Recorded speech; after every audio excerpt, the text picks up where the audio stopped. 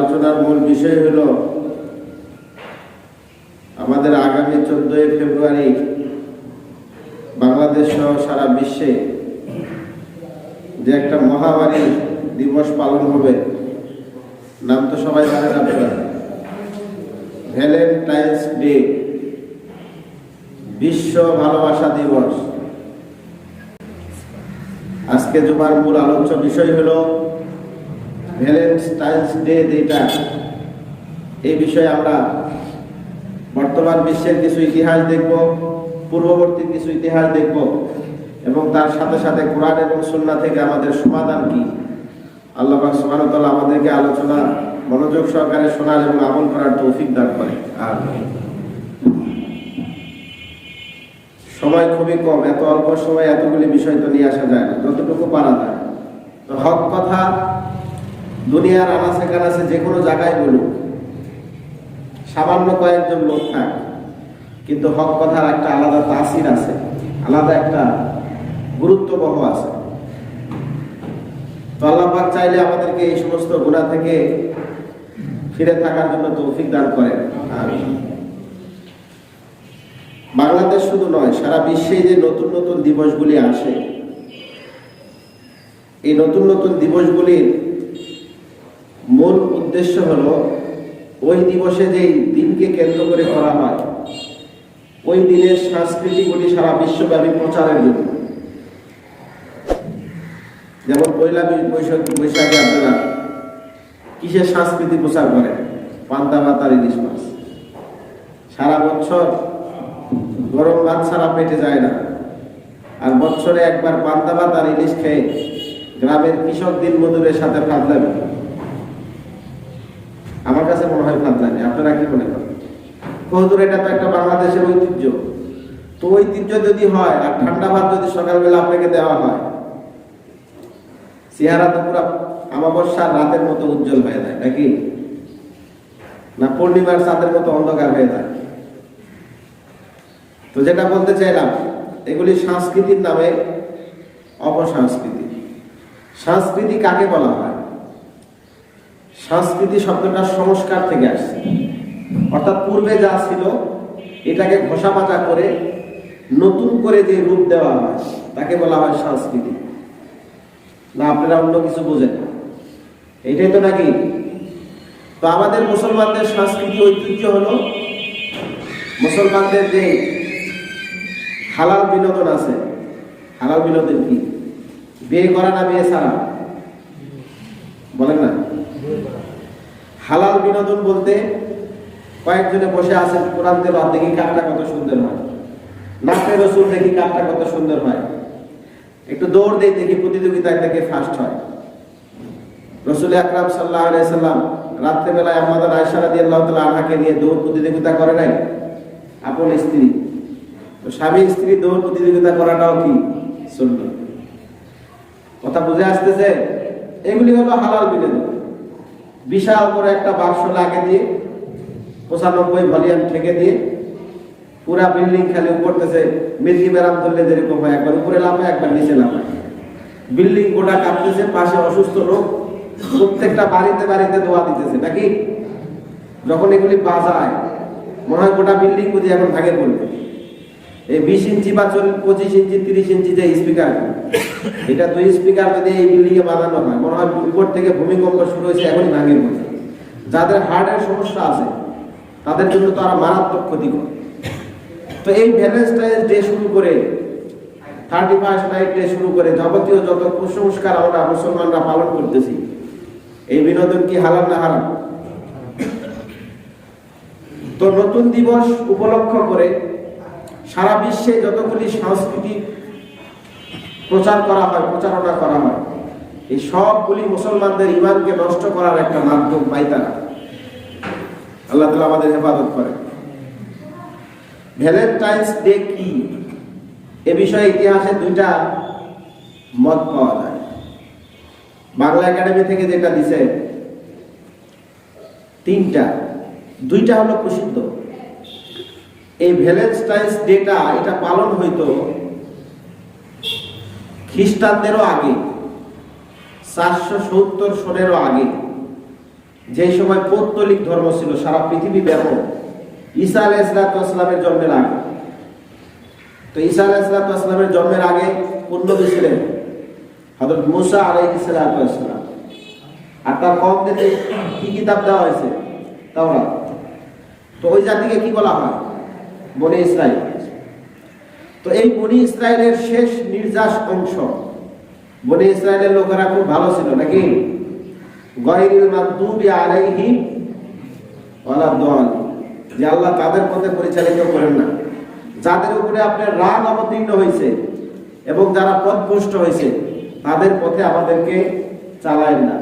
সূরা ফাতিহা শেষে পড়েন না প্রতিদিন? তো এই মাগদুব মানে যার রাগ অবতীর্ণ হয়েছে আল্লাহ পাকের, কোন জাতির উপরে? এই ইহুদি জাতির উপরে, বনি ইসরায়েলের উপরে।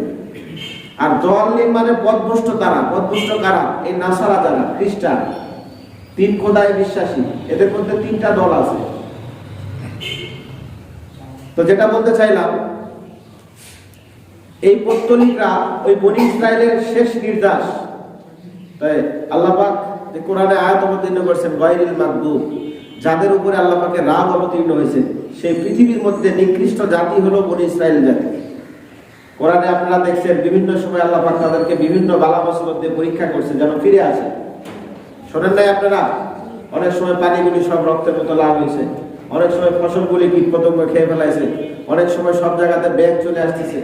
এইভাবে 7টা 8টা গজব আল্লাহ পাক তাদেরকে দিয়েছিলেন, কিন্তু তারা আসলে ফিরে আসছে? আসে না। তো যেটা বলতে চাইলাম, এই বনি ইসরায়েলের শেষ যারা নির্যাস, তাদের বংশ হলো পৌত্তলিক। কি ধর্ম ছিল? পৌত্তলিক ধর্ম।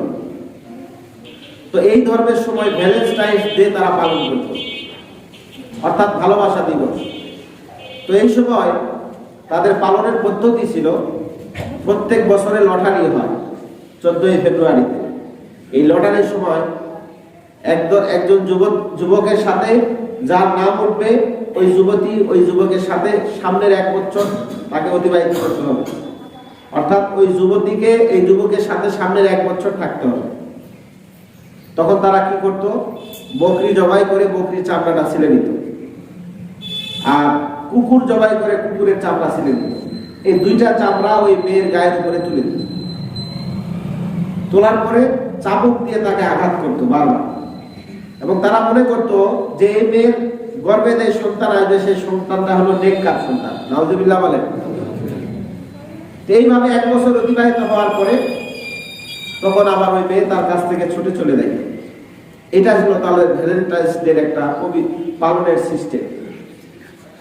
তো পরে 476 সনে পোপ জুলিয়াস নাম, সে চিন্তা করে যে এই সিস্টেমে তো ভ্যালেন্টাইন্স ডে পালন করা, এটা আমাদের ধর্মের উপরে একটা অপবাদ চলে আসতেছে। তো এখন কি করা হয়?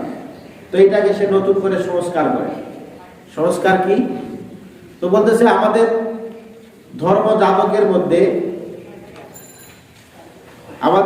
জাতকের মধ্যে যারা বেশি আল্লাহ মানে ঈশ্বরের প্রতি যারা ঈমান আনে, এদেরকে আমরা এই দিবসটাকে উল্টায় দেব।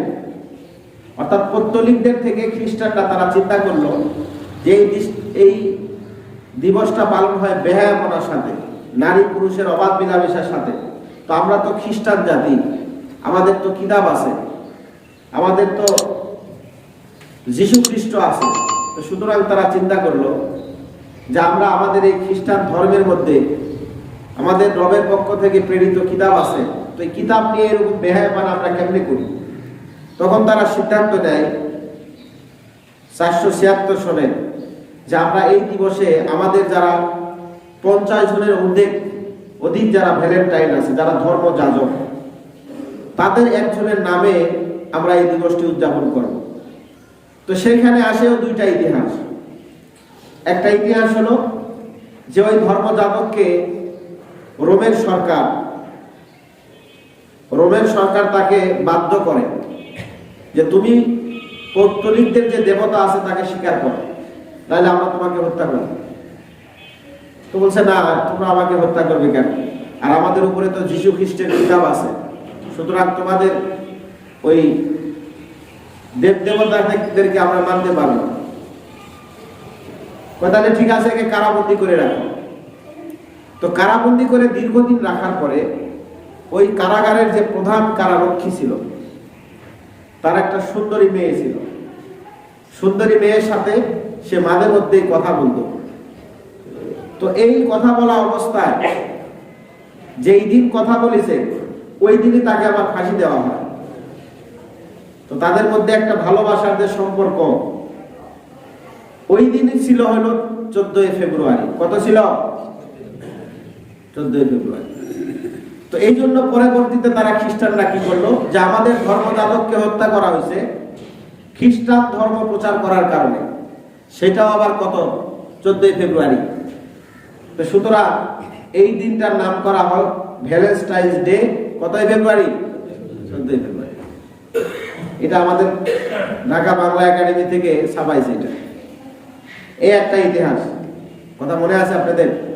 তাহলে ধর্মযাজক আবার অবৈধ সম্পর্কের সাথে জড়িত, এটাও লাগে দিচ্ছে। আবার ওইটাও লাগে দিচ্ছে যে না, আমাদের ধর্মযাজক ছিল, তিনি খ্রিস্টান ধর্ম প্রচারের কারণে পৌত্তলিক ধর্মের রোমান বাদশার কাছে মাথা নত করেন। বেশ লাগিছে না লাগে নাই? একদিক দিয়ে তার ধর্মকে সে পবিত্র করতে চাচ্ছে, খ্রিস্টান ধর্মকে, যে রোমান বাদশার কাছে মাথা নত করে নাই, এই জন্য তাকে শহীদ করা হয়েছে 14 ফেব্রুয়ারি। আবার আরেক দিক দিয়ে লাগাই দিতেছে সে কারারক্ষী সুন্দরী মেয়ের সাথে অবৈধ সম্পর্ক ছিল। আচ্ছা, কোন ধর্মযাজকের যদি অবৈধ সম্পর্ক থাকে তাহলে সে কি ধর্মযাজক? এই কথা বলতেছেন না কেন? কোরআনের স্পষ্ট আয়াত সূরাতুল মুমিনুনের ভিতরে আল্লাহ পাক ঘোষণা করেন, তোমাদের যে আপনারা 6টা সিফত নিয়ে আলোচনা ছিল না, জান্নাতুল ফেরদাউসের ওয়ারিস হবেন কারা, 6টা সিফত নিয়ে আলোচনা ভুলে গেলেন নাকি আপনি? ওইখানে একটা আয়াত আছে সূরাতুল মুমিনুনের, ওখানে যারা নিজেদের বিবিদের ব্যাপারে এবং অধিকার মুক্ত বাদীদের ক্ষেত্রে যদি কিছুটা সীমা লঙ্ঘন করে তাহলে সেটা মাফ। কিন্তু যদি নিজের স্ত্রী ছাড়া অন্য কোনো মহিলার দিকে কামনা বাসনার দৃষ্টি দিয়ে তাকায়, ফাউলাইকা হুমুল আদুন, তারাই হলো সীমা লঙ্ঘনকারী। তারা কি? সীমা লঙ্ঘনকারী। তাহলে একজন ধর্মযাজক যদি অবৈধ সম্পর্ক রাখে, সীমা লঙ্ঘনকারী না সীমা রক্ষণকারী? কোনটা? এই একটা। পরবর্তীতে 496 সনে এই ভ্যালেন্টাইন ডে তখন তারা পালন করলো 14 ফেব্রুয়ারি। 496 সনে আসে, তারা চিন্তা ভাবনা করলেন, America, Britain, Italy, German, France সহ তারা সকলে চিন্তা ভাবনা করলেন যে আমরা আমাদের এই দিবসকে শিক্ষা কেন্দ্রে নিয়ে গিয়ে প্রতিপালন করব। তো তখন তারা 496, ওটা ছিল কত? 476। এই 20 বছর পরে যখন তারা চিন্তা করলেন যে আমরা এই দিবসকে স্কুল কলেজ সব জায়গাতে প্রবেশ করাবো, এবং এটা দ্বারা একটা ফায়দা আছে, এটা পরে আপনাদের বলতেছি কি কারণে তারা এগুলি করতেছে। তো এটা যখন স্কুল কলেজে প্রবেশ করাবো, তখন তো আমাদের একটু নেক্সট সুরতে ঢুকতে হবে। নেক্সট সুরত মানে কি? তখন তারা প্রচার করতে শুরু করলো যে আমাদের 50 জন ভ্যালেন্টাইন যারা ছিলেন ধর্মযাজক, তাদের মধ্যে বিখ্যাত ধর্মযাজক এই রোমান বাদশার কাছে মাথা নত করে নাই, খ্রিস্টান ধর্ম প্রচার বন্ধ করে নাই, এই জন্য তাকে 14 ফেব্রুয়ারি হত্যা করা হয়েছে। এই জন্য আমরা এই 14 ফেব্রুয়ারি ওই ভ্যালেন্টাইন্সকে স্মরণার্থে আমরা এই দিবসকে পালন করি। তখন এই পরের অর্ধেক কথা কাটে দিছে। পরের অর্ধেক কোনটা? আর এই যে অবৈধ সম্পর্ক যেটা ছিল কারারক্ষী মেয়ের সাথে, এই কথাটা তখন কি করে দেয়? কাটে দেয়। দিয়ে আসলে মূলত কি ওইটাই, ওই কারারক্ষী মেয়ের সাথে অবৈধ সম্পর্ক ওইটাই। ভালোবাসা দিবস মানে কি বুঝতেছেন না? যারা যুবক ভাই তাদের তো বুঝাইতে হবে। তো ওই কথাটা কি করছে? কাটে দিছে। দিয়ে ওই ধর্মযাজকের ওইটা কথাটা চালাই দিতেছে। চালাই দেওয়ার পরে যখন দেখলো যে আস্তে আস্তে মহামারী আকার ধারণ করতেছে সব দিকে, 1770 সনে দেখলো যে এই ভালোবাসা দিবসকে কেন্দ্র করে স্কুল কলেজ যত জায়গায় আছে, আসলে ওই ধর্মযাজকের নামে তো দোয়া অনুষ্ঠান কিছুই হয় না, মূলত অবৈধ সম্পর্কের কারখানা, ফ্যাক্টরি তৈরি হইতেছে। তো তখন তারা চিন্তা করলেন, বিশ্বের যারা পণ্ডিত, যারা ফ্রান্স, ব্রিটেন, জার্মান, জাপান সহ সবাই চিন্তা করলেন যে 1970 সনে ফ্রান্স এবং ব্রিটেনে একবারে নিষেধ করে দিলেন যে না, এই 14 ফেব্রুয়ারিতে ভ্যালেন্টাইন্স ডে আর পালন করা সম্ভব নয়। কারণ এই দিনেতে যত রকমের পাপাচার অনাচার, এই ধর্মযাজকের নাম দিয়ে যত রকমের অবৈধ সম্পর্কের উৎপত্তি কেন্দ্রস্থল কারখানা হইল কি এই 14 ফেব্রুয়ারি। তাও আবার হইতেছে কোথায়? যেখানে উঠতি বয়সের ছেলেমেয়েরা স্কুল কলেজে, সেখানে। তো তারা পরিকল্পনা করলো যে না, এখন থেকে এটা আর করা যাবে না। তো এইখানে ব্রিটেনে একজন ধর্মযাজক ছিলেন, তার নাম হলো জুলিয়াস। উনি 1790 সালে অস্ট্রেলিয়া সহ জার্মান সহ বিভিন্ন দেশ থেকে সফর করে এসে উনি বলতেছেন না, সব দেশেই তো এই দিবসটা পালিত আছে, আর আমাদের ধর্মযাজকের সাথে এটার সম্পর্ক আছে, সুতরাং এটা বন্ধ করা যাবে না। 1790 সালে পুনরায় আবার ব্রিটেনে সে এই ভালোবাসা দিবস ভ্যালেন্টাইন ডে 14 ফেব্রুয়ারিতে পালন করা শুরু করে দেয়। তো এই 1790 সাল থেকে যে শুরু হয়, আস্তে আস্তে আস্তে আস্তে মহামারী করোনার মতো ছড়তে ছড়তে এখন আমাদের এই ছোট্ট ক্ষুদ্র বাংলাদেশও আছে না নাই? বলেন না? তো সারা বিশ্বের এই ইন্ধনদাতা হলো মার্কিন রাষ্ট্র। কারা? সারা বিশ্বব্যাপী এই দিবসগুলি মুসলমানদের সন্তানদেরকে ঈমান আমল নষ্ট করার জন্য যত রকমের সুকৌশল পরিকল্পনা দরকার, এটার মূল ইন্ধন দিতেছে কারা? মার্কিন রাষ্ট্ররা। কারা? মার্কিন। তো এই ভালোবাসা দিবস তারা প্রচার করতেছে কেন?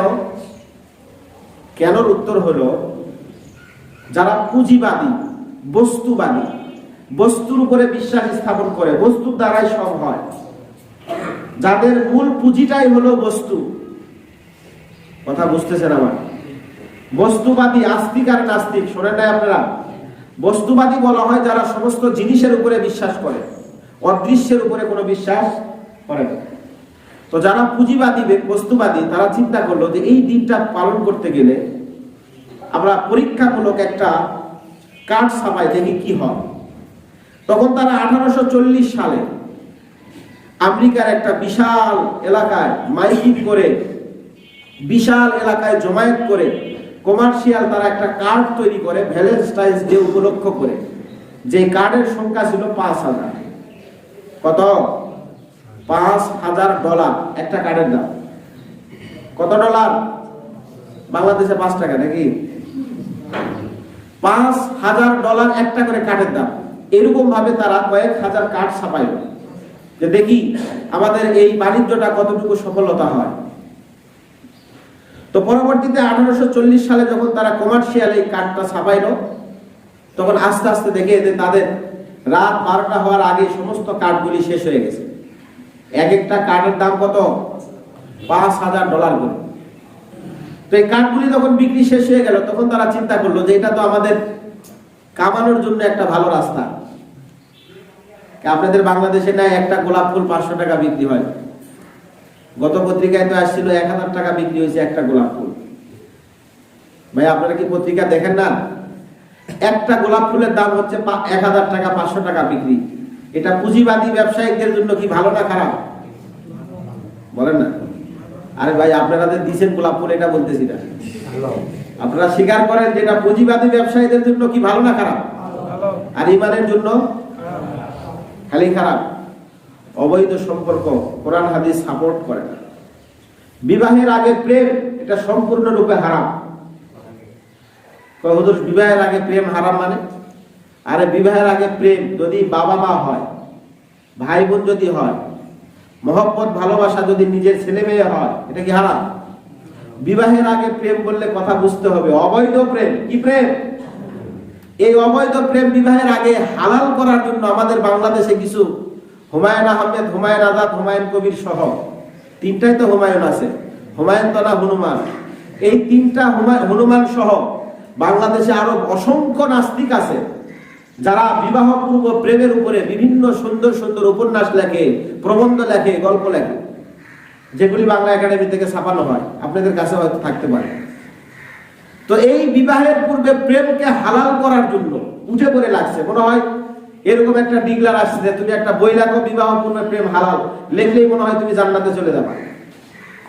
এরকম কি কোনো অফার পাইছে নাকি? নাউজুবিল্লাহ বলেন না? যুব সমাজকে নষ্ট করার জন্য এই সমস্ত নাস্তিকেরা একের পর এক বই লিখতেছে, প্রবন্ধ বের করতেছে। প্রত্যেক বছর বৈশাখী মেলাতে নাস্তিকতাবাদীর উপরে বাংলা একাডেমি থেকে বই বের হয়। এগুলি আপনারা খেয়াল করে দেখবেন যে বইগুলি বেশিরভাগই হলো অবৈধ সম্পর্কের দিকে। আচ্ছা, উপন্যাস যে আপনারা পড়েন, উপন্যাস কেন পড়েন বলেন তো? ওইটার যে মজা, ওইটা আপনি কেমনে বুঝাবো? আপনি পড়েন না, এই জন্য বোঝেন না। একটা উপন্যাস যখন একটা ছেলে পড়া শুরু করে, সে নিয়ত করে রাত 3টা বাজে আর 4টা বাজে এই কাজকে শেষ না করা পর্যন্ত আর উঠতেছি না। এরকম আল্লাহর বান্দা এখানে আসে না নাই? সারা বাংলাদেশে আসে না নাই? সারা বিশ্বে আসে না নাই? তো এগুলা কিসের উপন্যাস? বিবাহের পূর্বে প্রেম না বিবাহের পরের উপন্যাস? বলেন না, বিবাহের পূর্বের না পরে? পূর্বে। তো এই এক উপন্যাসকে কেন্দ্র করে, বিবাহের পূর্বে প্রেমকে কেন্দ্র করে কত যুবক তাদের ঈমানগুলিকে নষ্ট করতেছে। তো দেখেন, আমরা যেটা বলতে চাইলাম, এই দিবসের কুপ্রভাবে, এই ভ্যালেন্টাইন্স ডে কে কেন্দ্র করে আমাদের ছেলে মেয়েদেরকে হেফাজত করার দায়িত্ব আমাদের। আলা কুল্লুকুম রাঈন ওয়া কুল্লুকুম মাসউলুন আন রাইয়াতিহি। এই সাবধান হয়ে যাও, শুনে রাখো, তোমরা প্রত্যেকেই এক একটা পরিবারের জন্য তুমি প্রতিনিধি। তোমার এই প্রতিনিধিত্বের জন্য তোমাকে জিজ্ঞাসা করা হবে। তুমি এই ভালোবাসা দিবসকে কেন্দ্র করে তোমার ছেলে মেয়েকে ছেড়ে দিয়েছো, তারা বাহিরের বিয়ার মদ নামে যেগুলি পান করতেছে, অবৈধ সম্পর্ক করতেছে। এই দিনকে কেন্দ্র করে, এই দিনকে কেন্দ্র করে তোমার সন্তানরা বাহিরে গিয়ে বেপরদা হয়ে অবলীলায় ঘুরে বেড়াইতেছে, বন্ধু বান্ধবের বাসার কথা বলে যুবক ছেলেদের সাথে রাত কাটাইতেছে। সাবধান, এই সম্পর্কে আল্লাহ রাসূল সাল্লাল্লাহু আলাইহি ওয়াসাল্লাম বলেন, আলা কুল্লুকুম রাঈন ওয়া কুল্লুকুম মাসউলুন আন রাইয়াতিহি। তোমাকে জিজ্ঞাসা করা হবে, তোমার যুবক যুবতী মেয়ে, তোমার যুবক যুবতী ছেলে এই দিনকে কেন্দ্র করে অবলীলায় অপকর্ম করে বেড়াইছে, তুমি কেন তাদেরকে ছেড়ে দিয়েছো? কৈফিয়ত দাও। এখন কার সামনে কাঠ গড়ায় দাঁড়াইতে হবে? আল্লাহ তাআলার সামনে। একটা ছোট্ট হাদিস বলে শেষ করে দেই। তিরমিজি শরীফের হাদিস, লা তাজুলু কদামা ইবনে আদম ইয়াউমাল কিয়ামা। আল্লাহ রাসূল সাল্লাল্লাহু আলাইহি সাল্লাম বলেন, 4টি প্রশ্নের উত্তর দেওয়া ছাড়া কোন ব্যক্তি তার পা আল্লাহ তাআলার সামনে উঠাইতে পারবে না। ফালানো তো পরের কথা, উঠাইতেই পারবে না। না উঠাইলে কি ফালাইতে পারবে? কদম মারতে গেলে তো আগে কদম উঠাইতে হয়। তো আল্লাহ রাসূল সাল্লাল্লাহু আলাইহি সাল্লাম বলেন, কদম উঠাইতেই পারবে না, ফালানো তো আরো পরের কথা। 4টা প্রশ্ন কি? আন উমরিহি ফিমা আফনাহু। তোমার সারা জীবন, তোমার এই জীবনটা তুমি কোন কাজে কিভাবে সময়টাকে অতিবাহিত করেছো? সারা জীবন, একেবারে ছোটবেলা থেকে নিয়ে কবরে যাওয়ার আগ পর্যন্ত। এরপরে আল্লাহ রাসূল সাল্লাল্লাহু আলাইহি ওয়াসাল্লাম খাস ভাবে বলতেছেন, শোনো, ওয়ান শাবাবিহি ফিমা আবলা। বিশেষ করে তোমার যৌবনকাল, এই যৌবনকালের যে সময়টা আছে, এটা তুমি কিভাবে অতিবাহিত করেছো, কোন পথে, আকামে কুকামে না সুকামে, সবগুলি পুঙ্খানুপুঙ্খানু আগে হিসাব দাও। তাহলে পুরো জীবনের মধ্যে তো যৌবনকালও আছে, ভাই নাই? শিশু নাই, কিশোর নাই, যৌবন নাই, বৃদ্ধ নাই। তো 4টা অবস্থান থাকার পরে যৌবনকালকে আল্লাহ রাসূল সাল্লাল্লাহু আলাইহি ওয়াসাল্লাম আলাদাভাবে ইন্ডিকেট করলেন। কেন আলাদাভাবে ইন্ডিকেট করার উদ্দেশ্য হলো, মানুষের যত অপকর্মগুলি হয় কোন কালে বেশি? এবং বিবাহের পূর্বে অবৈধ প্রেম কি 80 বছর বয়সে হয়? কোন কালে? যৌবনকালে। এরপরে 3য় নাম্বার আল্লাহ রাসূল সাল্লাল্লাহু আলাইহি ওয়াসাল্লাম বলতেছেন, ওয়া মালিহি মিন আইনা ইকতাসাবাহু ওয়া ফিমা আনফাকাহু। তুমি যে সম্পদ অর্জন করেছো, এই সম্পদটা কিভাবে অর্জন করেছো এবং কিভাবে তা খরচ করেছো, এই হিসাব দাও, তারপরে পাও। 3 নাম্বার গেল। 4 নাম্বার হলো ওয়া মাদা আমিলা ফিমা আলিমা। তুমি যে ইলম শিক্ষা করেছো, জ্ঞান অর্জন করেছো, এখানে ইলম দ্বারা যত রকমের জ্ঞান হইতে পারে, শুধু কোরআন হাদিস নয়। ভদ্রতা, শিষ্টাচার শিক্ষা করা, এটা সমস্ত মুসলমান নয়, সবার জন্যই ফরজ, সব মানুষের জন্য কি ফরজ। আচ্ছা, আমাদের এখানে যারা মাদ্রাসায় জীবনে পড়ি নাই, তারা কি জানি না যে মিথ্যা কথা বলা হারাম? জানি না? বলেন না কেন? তাহলে এই ভদ্রতা, মানুষকে অন্যায় ভাবে থাপ্পড় মারা যাবে না, মারা যাবে না, এই ভদ্রতা কি আমরা জানি না? সবাই জানি। তো আল্লাহ রাসূল সাল্লাল্লাহু আলাইহি ওয়াসাল্লাম বলেছেন, তুমি যে জ্ঞান জানো, এটা কিভাবে প্রয়োগ করেছো, এটার উপরে তুমি কতটুকু চলেছো, জ্ঞানের বাইরে না ভিতরে, সীমা অতিক্রম করেছো কিনা। কয়টা প্রশ্ন? আল্লাহ রাসূল সাল্লাল্লাহু আলাইহি ওয়াসাল্লাম বলেন, এই 4টা প্রশ্নের উত্তর দেওয়া ছাড়া কোন মুসলমান, কোন মুমিন, কোন মুনাফিক, কোন মুশরিক, কোন কাফের, এক কথায় কোন মানুষ তার পা সামনের দিকে আগাইতে কয়টা প্রশ্ন? এক নাম্বার হলো তোমার সারা জীবন কিভাবে অতিবাহিত করেছো, তোমার জীবনের যে সময়। দুই নাম্বার হলো এই সময়ের মধ্যে গুরুত্বপূর্ণ সময় তোমার যৌবনকাল, এটা কিভাবে অতিবাহিত করেছো, কিভাবে কাটাইছো, হিসাব দাও। তিন নাম্বার হলো তুমি সম্পদ কিভাবে অর্জন করেছো, কিভাবে আয় করেছো, কিভাবে ব্যয় করেছো, সব হিসাব দাও। চার নাম্বার হলো তুমি কতটুকু জ্ঞান শিক্ষা করেছো এবং তার উপরে কতটুকু আমল করছো, হিসাব দাও। আল্লাহ পাক সুবহানাহু ওয়া তাআলা আমাদেরকে হিসাবগুলি সহজভাবে দেওয়ার তৌফিক দান করেন।